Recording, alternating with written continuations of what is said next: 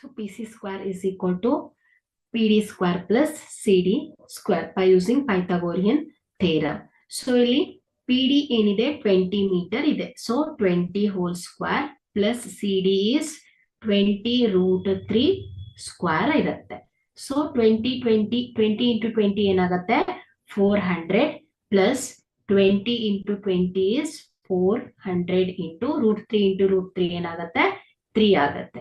So here 400 plus 1200.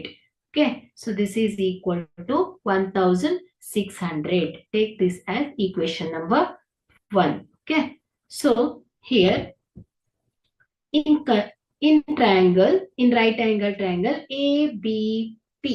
So ABP. So now consider in right angle triangle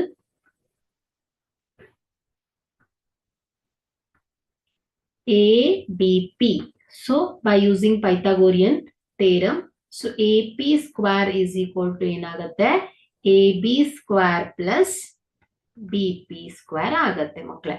So AB square ಏನ್ ಹೇಳಿ 10 by root 3 ಬಂದಿದೆ ಅಲ್ವಾ. So plus whole square plus BP is 10 square.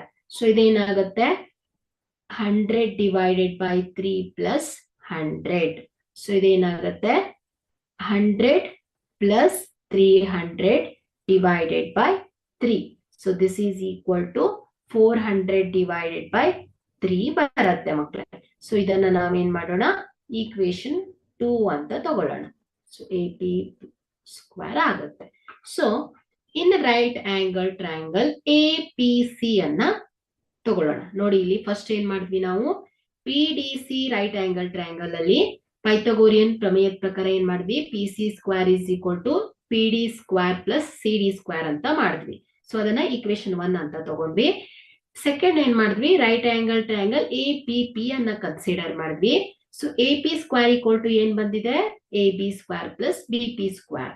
So ಅದನ್ನ equation number 2 ಅಂತ ತಗೊಂಡಿದ್ವಿ. So ನಾವು consider the triangle APC. Okay, in right angle triangle APC.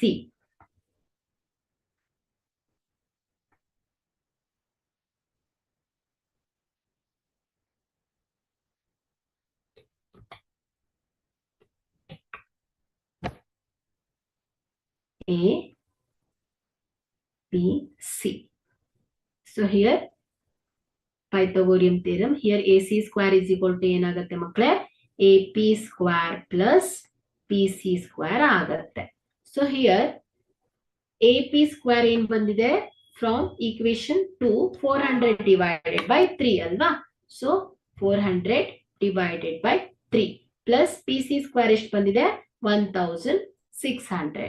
So simplify this 400 plus 1600 into 3 ಏನಾಗುತ್ತೆ 4800 ಆಗುತ್ತೆ. 4800 ಆಗುತ್ತೆ divided by 3. So add this 4800 plus 400 is 5200 divided by 3. So this is AC square. So AC is equal to, so ಏನಾಗುತ್ತೆ ಇದು square root of 5200 divided by 3 ಆಗುತ್ತೆ. So ಇದನ್ನ ನಾನು ಏನ್ ಮಾಡ್ತೇನೆ 400 into 13 ಅಂತ ಸ್ಪ್ಲಿಟ್ ಮಾಡ್ತೇನೆ divided by 3. ಓಕೆ, 400 into 13 ಅಂದ್ರೆ 5200 ಆಗುತ್ತೆ ಮಕ್ಕಳೇ. ಸೊ ದಿಸ್ ಇಸ್ AC ಆಯ್ತು.